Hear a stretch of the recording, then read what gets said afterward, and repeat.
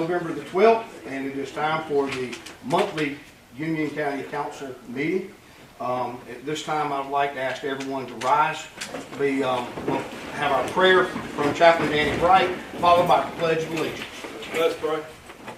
Heavenly Father, just thank you so much for this day, and just want to thank you, and just what an honor it is to serve this great county and to serve with these other people here in this room, Lord.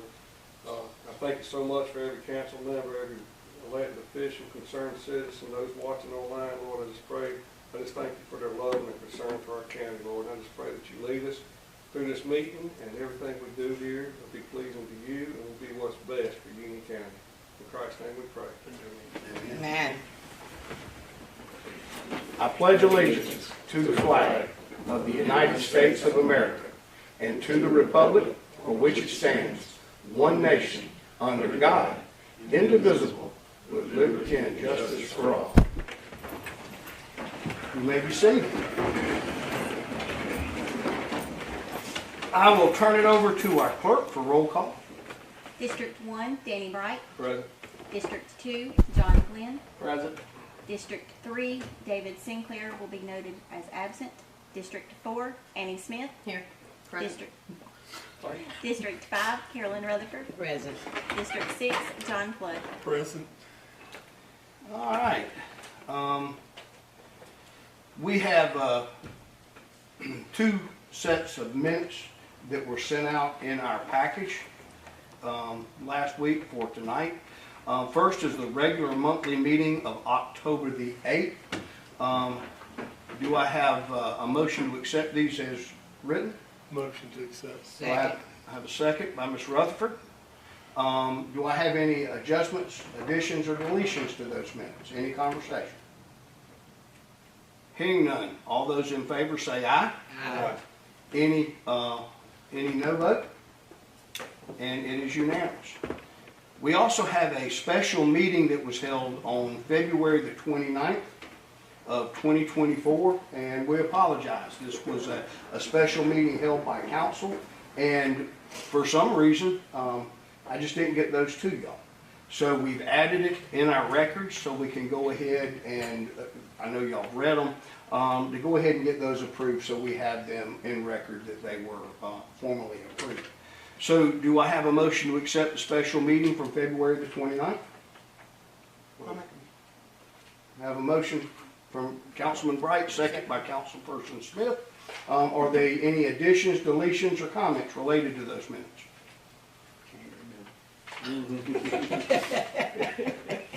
Hearing none, all those in favor of accepting say aye. Aye. Any no vote, the same, and it is unanimous.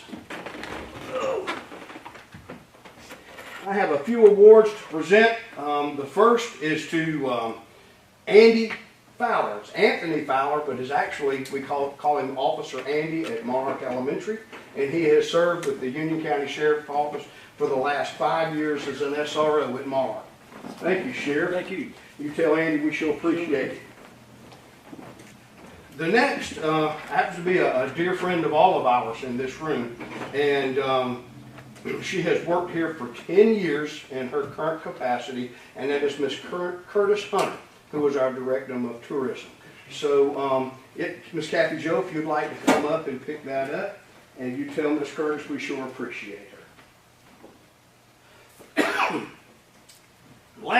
This gives me great pleasure right here. This is just fan. I've waited all day to do this. But I'd like to, this certificate of appreciation goes to Mr. Brad Valentine, who has been our auditor for 25 years. 21. Okay, well, good enough. He's got 25 years of dedicated service to Union County. Thank you very much. Thank you. Appreciate you. Appreciate y'all. Yeah, get his picture. Got to run for office in 2 years. If his wife lets him. She's the first one that I seek permission from. Exactly. Thank you.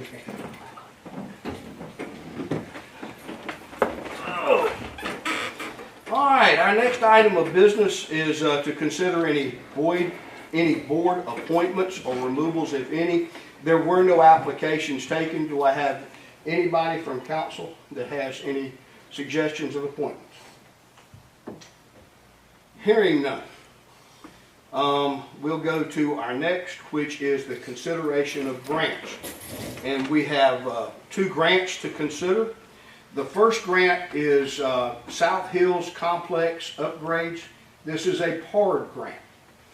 The grant itself is for $25,000. Union County has put in the in-kind match, so there is no out-of-pocket match on this grant. This grant is going to be for fencing around a new multi-purpose field that can be used both for football and for soccer. So we've already done a lot of the work ourselves, the grading, the grass planting, the goal posts that are both combination goal posts. They're both football goals and soccer goals. All of those have been installed. This is for fencing, and we've got to put the fencing up to keep people from doing donuts in it. So, with that being said, do I have a motion to accept this grant? Make a motion. I have a motion from Councilman Glenn. I have a second from Councilman Flood. Any questions? Any questions? Any questions? All those in favor say aye. Aye. All those opposed, like sign. And it is unanimous. The next is a grant from the South Carolina Department of Public Safety. This is for the Sheriff's Office, and it's body-worn camera grants. Now, we already have the cameras. This is for the storage of the camera information. And Sheriff, is there anything that you would like to add about this? No. This amount is $29,144.53, and there is no match required. Make a motion. I have a motion from John Glenn, we accept. I have a second from Ms. Carolyn Rutherford.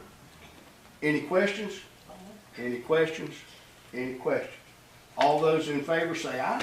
Aye. Any opposed, like sign. And it is unanimous. Y'all making this too easy tonight.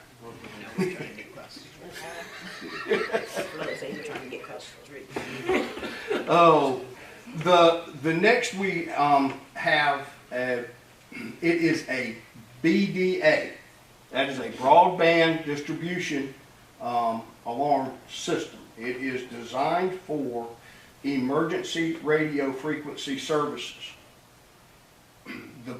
The state fire code and state building code was referenced in 2006 that any building built at that time or prior must have a BDA system evaluation. If there's not radio transmission in that building, a BDA system must be installed so that law enforcement, EMS, and fire personnel can communicate inside the building. We had a BDA system as part of the jail addition specifications. As we were in the process of putting the BDA system in for the new addition, it was deemed that we did not have this in our existing jail. What I'm asking council to do is, I think we need that for safety reasons. You cannot communicate in that jail with our current radio signals. It is a concrete building with steel roof. That definitely distorts the radio signal. Should EMS, our own detention staff, the sheriff's office staff, or any others need to use a radio in that building, we need to make sure that their safety is taken care of and that radio capability is available to them. For us to add this into the old jail is $30,121, and I make a recommendation that come from our capital account to pay for this. This is not a part of the new construction. Rather, it is just simply an update to existing jail, realizing that we don't have it present. Do I have a motion to accept this? Motion. I have a motion from Councilman Wright. I have a second from Councilman Glenn. Any questions? Any questions? Any questions? All those in favor say aye. Aye. All those opposed, like sign. And it is unanimous.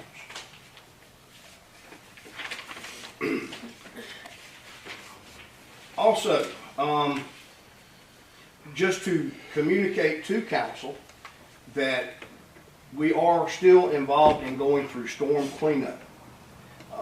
As the storms came through, Hurricane Helene came through on September the 27th, Union County experienced a large amount of damage.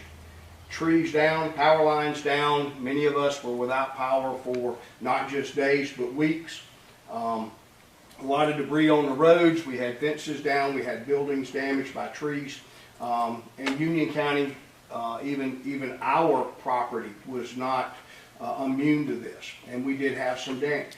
We also incurred cost time of our staff working overtime hours trying to help get the storm debris cleaned up. And all of this, all of the storm cleanup that we've gone through, we can seek reimbursement through FEMA. At the present time, we are looking at 100% reimbursement as the present funds are available, as long as we meet certain deadlines. This is not something that Union County or any other local government does in South Carolina on a regular basis. In talking to some of our other counties and municipalities around us, there were others that were using a company called KCI to provide that assistance for doing the FEMA reimbursement paperwork. KCI Services is also a 100% reimbursable item from FEMA. FEMA actually will reimburse their expense to us. And I would like council to allow me to sign a contract with KCI not to exceed $50,000 for the purpose of them assisting us in documenting all of our storm-related expenses, to include not only county operations, but also fire department operations and any other quasi-government that operates underneath us, so that we can get full reimbursement for expenses that county taxpayer dollars paid through this storm. Do I have a motion? Motion. Second. I have a motion from John Flood. I have a second from Councilperson Smith. I'm gonna give it to Andy this time. Are there any discussions? Are the funds reimbursed guaranteed? I won't say that any FEMA funds are guaranteed. It could come back in at 75%. At present, what we're being told is 100%. But it's not guaranteed. It is an allowable expense, but I won't guarantee anything until the federal government signs it. But we've actually spent the money already. No. Okay. Yeah, and the contract wise, I take it you're talking directly from the contract. Is that money? It is a reimbursable receipt. We know that. If we do these services, yes, we're going to get reimbursed at least 75%, but I would like to say it's going to be 100. Right now, that is what it's capable for. To Councilman Flood's point, yes, we have expended our funds presently and are still expending funds. We had crews actually that worked on Monday with the state contract crew that's still out here cleaning up. They had to work on Monday even though it was a county holiday, because there were some roads that they were working on, there weren't houses around, and when our crews originally, right after the storm, what they performed was called a cut and toss. You cut trees, throw them off the side of the road. Well, they were a little bit longer than what the material handlers could pick up. So our crews got in front of them and cut the wood up into manageable chunks so that the contractor could come in and clean up. And I see more of this. I do know that the state contractor has received some feedback of not being expedient enough. In other words, they're being slow. And I know the state's working with them to pick that speed up. But a lot of this was designed that some people still have debris in their yard. And they wanted everybody to have enough time to move that debris to the roadsides. And at some point, some people have got so much that they're waiting for the first load to be removed so they can pull the second load out. So it is a timing element, but the contractor, based on what I've seen, has been truly being responsive. So I have a motion, I have a second. Any more questions? All those in favor say aye. Any opposed? And it's unanimous. Okay, I gotta catch up 1 second here. Make sure I'm on the right document. Yep. All right, resolutions. we need a resolution declaring the results of a referendum that was held on November the 5th on the question of whether the Santuck Fire District in Union County, South Carolina, shall be authorized to issue a general obligations bond not to exceed $500,000. We know that there was the vote taken. The vote did win. The vote has been certified. What we need now is a resolution from council to say that we agree that since Santuck won the vote, that we agree that they can go and bond $500,000 for their purpose of building a new administrative wing to their fire department. Do I have a motion? I have a motion from Ms. Rutherford. I have a second from Councilperson Glenn. Ladies first. Are there any questions? Any questions? Any questions? All those in favor, please say aye. Aye. Any opposed, like sign? And it is unanimous. The next item is an inducement resolution providing a fee in lieu of tax agreement between Union County and Buffalo PV1 LLC. Let me give council a little bit of history. About a year ago, and Dalton's in here, he can correct me if I'm wrong, but it was Project Tiger who made a similar inducement resolution and first, second, and third reading to put a solar farm located on Highway 49 near the Fair Forest Church, located around the Milliken plant on 49 West. That project did not materialize for whatever reason, and this is another group named Buffalo PV1 LLC, and they are here to try to do the same thing as Project Tiger. So in this inducement resolution, what you'll see is they agree to a few terms. They agree that they will at least put $100 million in investment, and they agree that they will pay us the value of $3,000 per 100. Wait a minute, give me a rock. 1 megawatt. One megawatt of power. Thank you. I'm seeing zeros all in my head right now. But it was $3,000 per 1 megawatt, which we know that the amount of solar is going to be a lot more than that. Did they issue? You remember how much that total was of 240,000 megawatts? No, I mean, you're looking roughly at $280,000 a year, but there's also a component there with battery storage, which is kind of new in solar production, where that price could be adjusted upward, depending on how much they're able to store. But it's the same agreement that you had last year. They're going through the exact same procurement process that the previous company did. And I think it's actually gone through Union County, several iterations of that process. So again, this is not a short thing. That's why we don't announce these projects, after they get through the reading, because they establish that guideline before they actually submit through the procurement process. Where is this facility? Same location? Mm-hmm. Okay. Yeah, same location. So, with that being said, do I have a motion to accept this inducement resolution? Motion. Motion from Councilman Flood.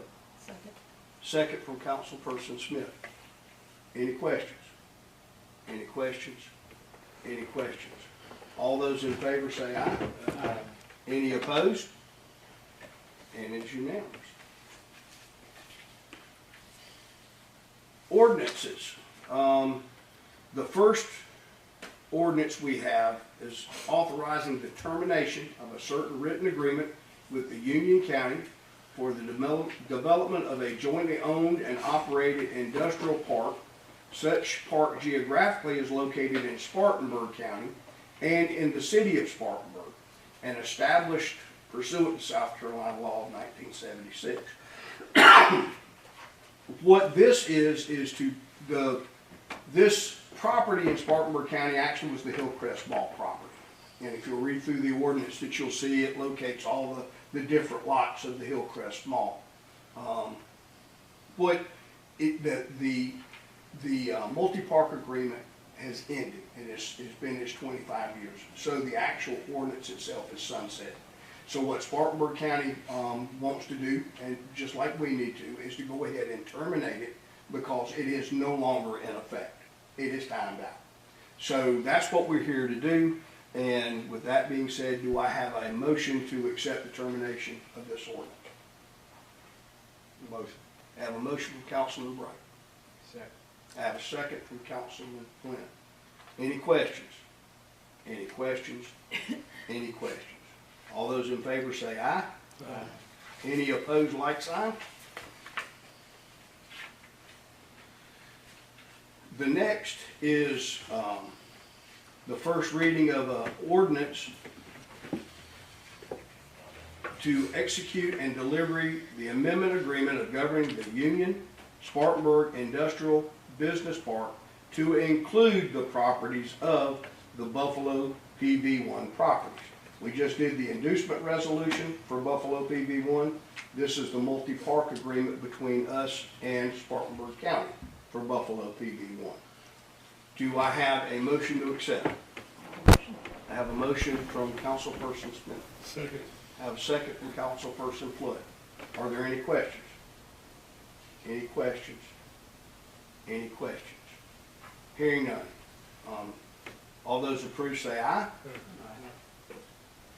Any who do not approve, same sign, and it is unanimous. The third item here, I know, it's just the way these work. This is also the first reading for us, as first reading of a FELO agreement between Union County and PV1 LLC. So, do I have a motion to accept the first reading? And it's not in title only, we actually hold it in our hand, so you can see it, for Buffalo PV1. Motion. I have a motion from Councilman Flood. I have a second from Councilperson Smith. Any questions? Any questions? Any questions? All those in favor say aye. Aye. Any opposed? And it is unanimous. All right. Now we'll call Adam up, and Adam is our attorney with Burr Foreman. And on our agenda tonight, we have the boards and commissions draft ordinance. We put this out in our package. No, council is not going to act on this tonight. But I asked Adam to be here because this has been 2 years in the making. And it has been a start-stop process because the old ordinance was very much, it had been added on to and added on to and added on to the point that it just did not work anymore. And it has taken us this long to prepare everything to get a document where we can operate. And so I wanted Adam to be here. I know I've sent all of y'all, actually a little bit before the package went out, I sent y'all an email with this on it to see if y'all had any questions related to the boards and commissions ordinance before we moved it to committee. So Adam, thank you for being here tonight. Thank you very much, Mr. Russell. Really appreciate it. Thank you, council, for having me. It's good to see everybody again.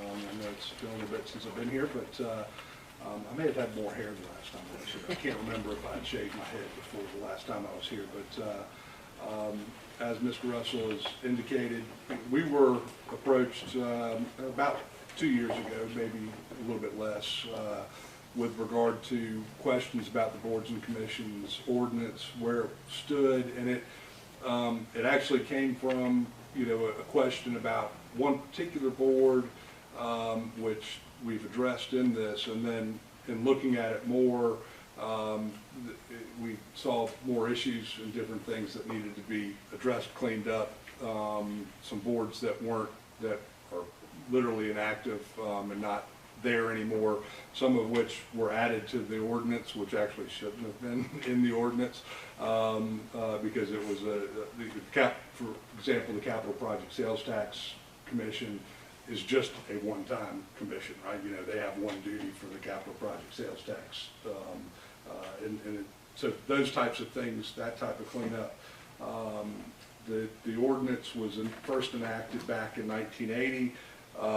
We've retained a lot of the stuff actually from the initial ordinance with regard to that, but then as Mr. Russell has indicated, there have been changes in 2006 and 2013, 2015, that kind of, it was a house built on an unstable foundation. And so what we've done is we've gone through and comprehensively looked at the different boards and commissions that are there and cleaned up the language in order to address that. So with that, any questions, concerns, issues, anything that you all have for me, you've got me. I'm in the hot seat.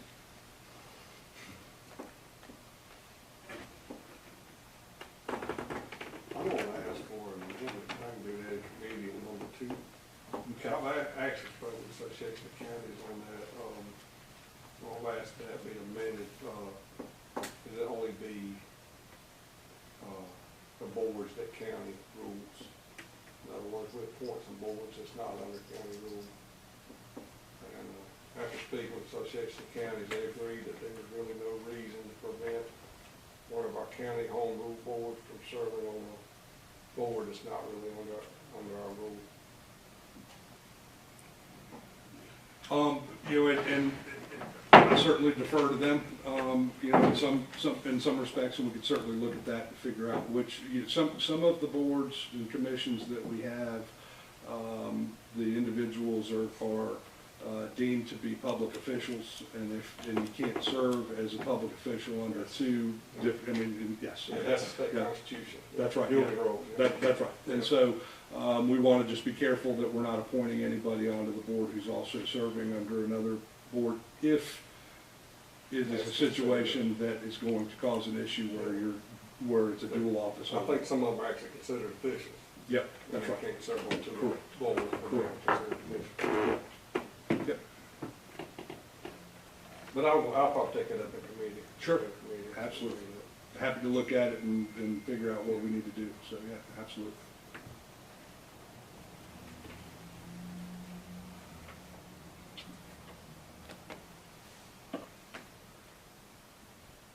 Council have anything? I was sitting here looking at Dr. Flood, he was Studying.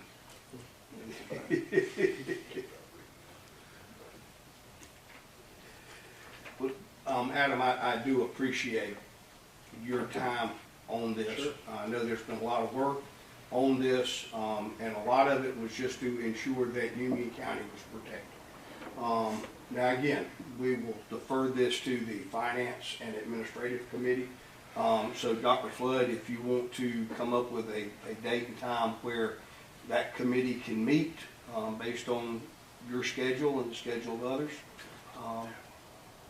Yeah, you drew the short straw on that one, didn't you? Yeah, well, what you got? So, but if you go ahead and just shoot us a date when your time allows, and we'll go ahead and arrange a meeting where we can sit down and go through this. If y'all want to take it item by item, whatever that may be. Which other council people are on this? That'll be everybody. All right, that makes it easier. I'll shoot y'all a text. Okay. Yeah. See, thank you very much. Thank you very much. Really appreciate it. Any other questions, Washington? Y'all have any questions for Adam while he's here? Right, Carol. I tell you, Adam has really been, him, Brandon, has been working, both of them have been working really great with us and with Dalton on a number of projects that we have ongoing right now.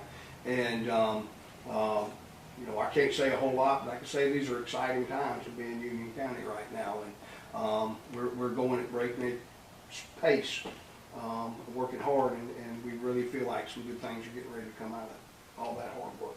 We honestly appreciate y'all and everything that you do, and your trust in us and what we do. So, yeah, thank you. Appreciate it. Thank you. Yep. All right, so now I'll move over to our elected officials, and guys, I'm sorry, I'm always gonna go ladies first. I see Miss Debbie sitting on the end. Hey, Miss Debbie, you got anything? Everything's good. Okay. We have our clerk of court elect here with us, Miss Stephanie Kitchens. Hey, Stephanie, you have anything for us tonight? Just look forward to getting started in January. We have our auditor, Brad Valentine. Any words of wisdom you have for us? I don't have any wisdom, but just want to say thank you again for the recognition for the 25 years, and I've enjoyed every minute of it, and just thankful for the people of Union County for letting me stay here for right now. We appreciate having you, Brad. And then, of course, Sheriff Bailey. Yeah, I'll say something. Just want to remind everybody, December 12th, we've got our Shop with Cop program, and we're actually taking applications up through December 2nd. And so just get those applications in. If we're actually selling challenge coins that we had made up for this occasion, that you can come by the office and purchase those, and the money goes straight to the Shop with Cop program. It was a great program last year. It was really enjoyable. Had to see those kids with a smile on their face, and so that's what we're working for. And anything y'all do to support, I appreciate it. Thanks, Sheriff. I will give you all a very brief supervisor's report because I really have not been able to put a detailed report together like I'd like to. But first off, looking at our finances, we are on budget. We are where we need to be. Budget operation is looking very good. We continue on that path. We should come in as we have been doing, which is just being a little under budget and making sure we're still putting money back in our capital funds and into our fund balance. I have some good news, and I hate that Councilman Sinclair wasn't here tonight to hear this. I hope he's watching this if he has that ability. And David, we're thinking about you. But we actually have signature documents to sign for the Army Corps of Engineers for the Buffalo Mill project that has been in limbo for 2 years waiting on the Army Corps to provide us some permitting for some silt ponds. So we're hoping to get these signed tomorrow, get them back to them, and let's go ahead and get this project started. It's time. We have about 18 months left on the project, and we feel pretty confident we should be able to bid it out and have the work done before that 18 months ends. We were talking about storm data earlier, and some of the things that we have done, our county has done with Hurricane Helene. I do have a letter in my office that I will get to each and every one of you for your records, but we had a request for what I consider mutual aid from our state partners at Rose Hill State Park. We sent our crew of our public works to Rose Hill, and they spent about right at 2 days helping them get trees out of the way so they could open the park back up. I realize that the state of South Carolina has some much bigger parks than Rose Hill, and I'm sure that's where their resources went, but our crew in the Union County Rose Hill State Park were left to suffer. And our crews went in and got them where they got trees out of the roadways, got them hauled off for them to their gullies and thrown in gullies or wherever, got them out of the roadways, got them out of the walkways, helped them clean up so they could actually put the shingle back on and open the doors back up. And it's hard for Rose Hill to actually stay open and operate right now. It's kind of hard to get to them. You got to go around the world just about to get to them with the Sardis Road being closed. But every person who gets there, we wanted them to have a nice welcome and vision of Rose Hill as part of Union County, and it was an honor to send staff out there to help, and I appreciate the words of thanks that we got from them. And another word of thanks, I'm sure everybody knows what I've been dealing with, probably not me, I haven't really been dealing with much, but what my wife has been going through the past 2 weeks. And I cannot thank the outpouring of prayers, generosity, calls. Just Union County has loved on my family and on my wife for the past 2 weeks. And I want to thank each and every one of you that took the time out of your day to text, to send a call just saying, hey, we're praying for you. Little things like that have meant the world to us. The food, the flowers, the goodie baskets, all those things that have come in. It's just made this difficult time a little easier. And Renee's doing wonderful. Now, look, she's not ready to go and get her Lockhart pom-poms up and do cheerleading right yet. But I promise you that she's getting there. She's getting stronger every day. And I'll leave it with this. If you don't have a baseline EKG, go get one. Just a kind doctor who's sitting really close to us in this room took the time to listen and said, well, you know what? I don't think it's this, but let's just give you an EKG and check. Kept her from having a massive heart attack. And it's thanks to God who puts people where you need them to fit His plan. And I thank God for that. I really do. Last thing I have for you again is a Christmas drop-in. We don't have the date yet, but please put on your radar screen that there will be a Christmas drop-in like we did last year for our staff in the law library around the middle of December. Everybody's welcome. I think everybody enjoyed the brisket sliders we had last year, so we'll probably try to stay to the same menu. Have something nice for our staff. This year we included Christmas in the budget, so we don't have to come begging for funds. I just went ahead and put it in there. But we'll have the drop-in, and we just look forward to getting through Thanksgiving, everybody having a great Thanksgiving week, and then getting into our Christmas season. So, going to our next item of business is our committee reports, and we did have a committee meeting of Public Works, Roads, Bridges, and County Property, and I was going to turn this over to Councilman Sinclair, and he was not able to be with us tonight. So would council approve me to give the committee report? Approved. Good. Okay. All right, so the Committee on Public Works, Roads, Bridges, and County Property met, and they discussed selling the property at 501 Platte Drive. And they agreed that they wanted to sell the property at 501 Platte Drive. They also agreed that they would like to sell the property at 193 Lovers Lane Road, pending FAA give us formal agreement that we can sell that. And we are in the process of working on that formal agreement. This committee recommended that we donate 322 East Main Street in the City of Union to USC Union. And that this committee agreed to bring to council to purchase 46 acres of property across from the Timken Corporation plant. The cost of this property is $12,000 per acre. For 46 acres, it's $552,000. The funds that will be used to procure this property will come from Union County Hospitality Funds. The purpose of this is for a Timken Park expansion. So I present that from the committee to full council. I asked council, you want to take these one by one and address these one by one so we have clear transparency on those? I think that'd be reasonable. Okay, good enough. So, do I have a motion to sell the property at 501 Platte Drive? Motion. I have a motion. Do I have a second? Second. I have a second. Motion from Councilman Glenn, second from Councilman Bright. Any questions? Any questions? Any questions? All those in favor say aye. To sell the property at 193 Lovers Lane Road, pending FAA agreement. Motion. I have a motion from Councilman Glenn. Second. I have a second from Councilperson Smith. Any questions? Any questions? Any questions? All those in favor say aye.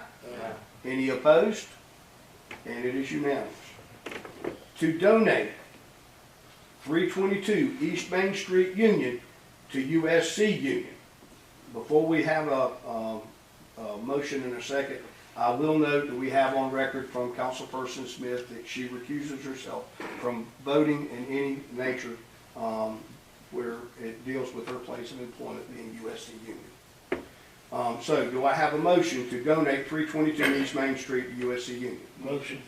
I have a motion from Councilman Flood, a second by Councilman Bright. Is that right? Or Councilman Glenn? It'll work. However you write it down. Councilman Glenn. Any questions? Any questions? Any questions? All those in favor, say aye. Any opposed? Unanimous. To purchase 46 acres of property across the Timken Corporation plant. 46 acres at $12,000 per acre, $552,000 from hospitality funds. Motion. I have a motion from Councilman Flood. Second. I have a second from, Have I read it on? is that Miss Carolyn? Miss Carolyn? It don't matter. Miss Carolyn? Councilperson Drummond. It better get out. Are there any questions? Any questions? Any questions? All those in favor say aye. Any opposed, like sign? I know.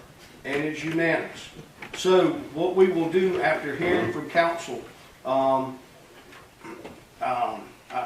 get up with Adam to make sure what we need to do. I think to disperse the property, we actually have to have 3 readings and a public hearing. And to purchase property, we just need to have the one resolution.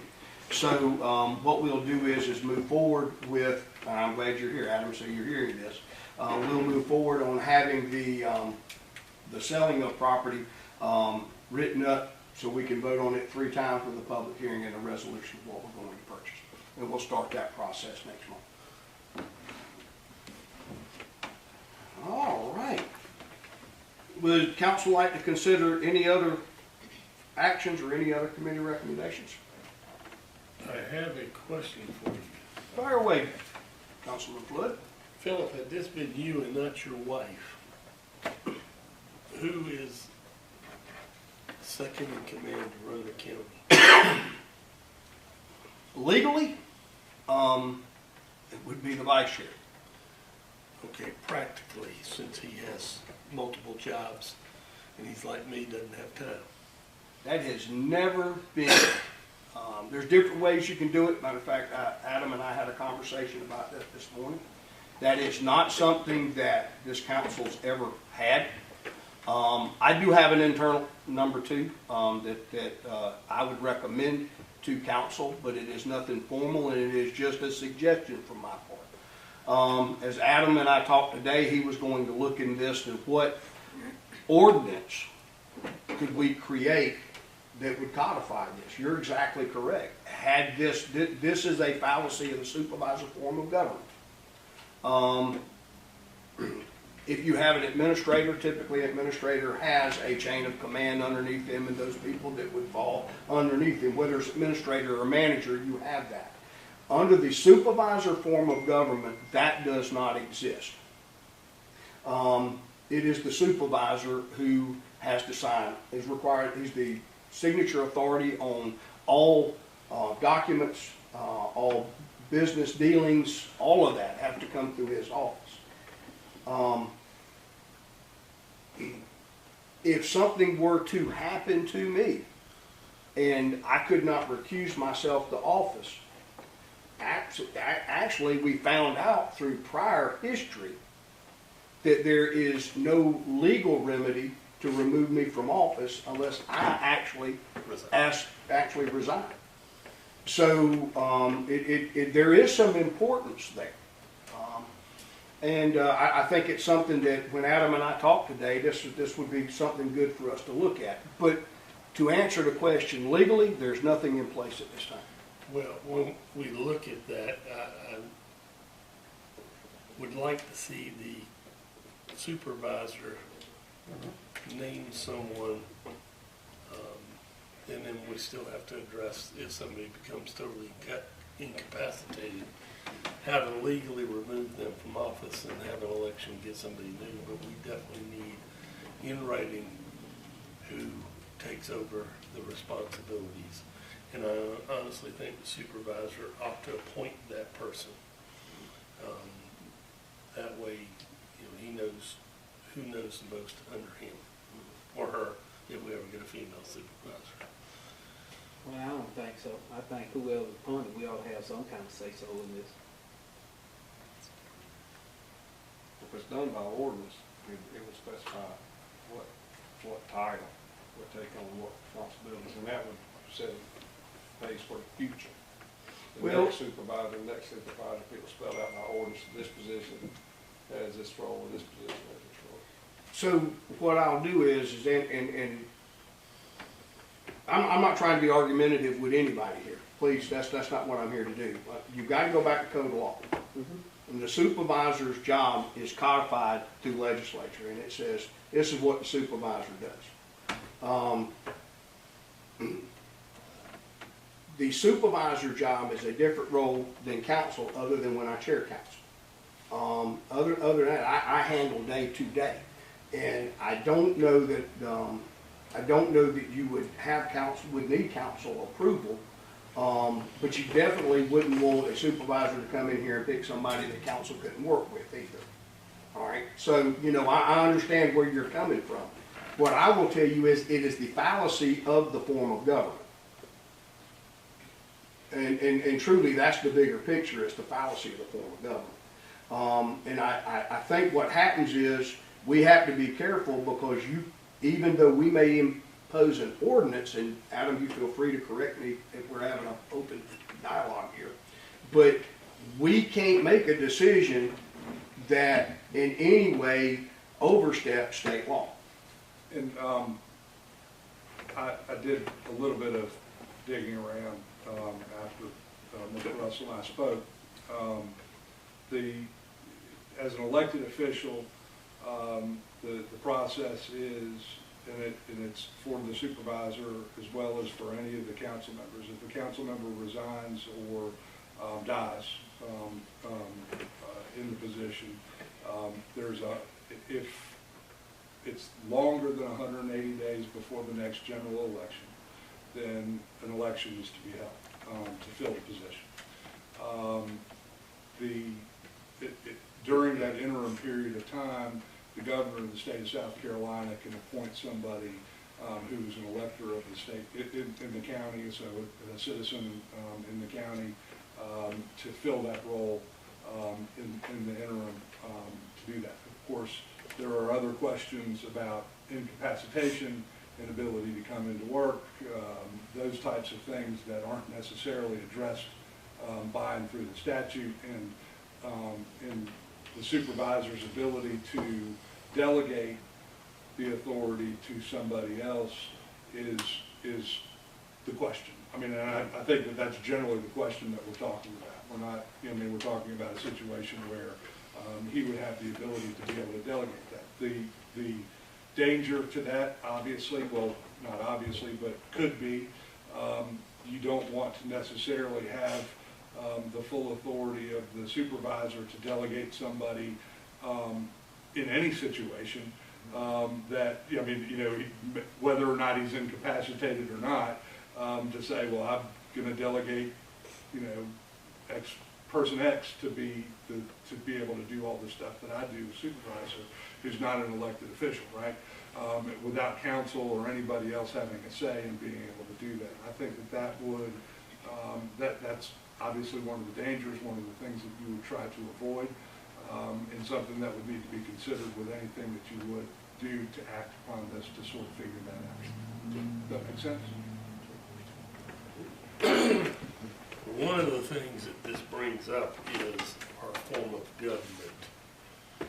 We are a supervisor council. To my recollection, we're only one of 2 counties in the state with that form of government. That's correct. It sounds like to me that we're behind the 8 ball in getting a governmental structure that is more conducive to operations. Now, no one should be surprised by the fact that our supervisors are lowest paid of all the elected officials in Union County. He has a ton of responsibility and authority in order to replace him with an administrator. You're probably going to be close to doubling what we pay Philip. So it's a two-edged sword no matter how we look at it. And we need to start looking to the future.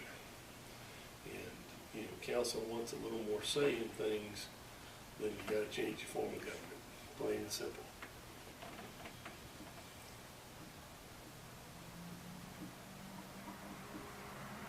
I'm done.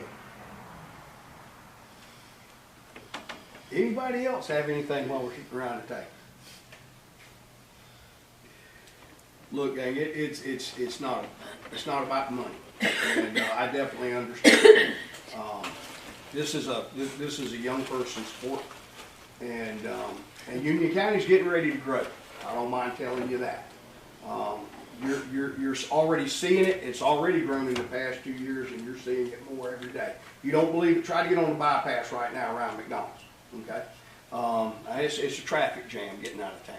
So, we're gonna keep doing business, and like I said, go get an EKG and a stress test every year, and you'll be all right. So, with that being said, are there any announcements from council? Any announcements? Anything going on in your areas? Hearing none, do I have a motion to adjourn? Make a motion, second. Ah, dog, I'll tell you what. Y'all just stand up, and we'll all say we did that. That was Carolyn and Annie, by the way.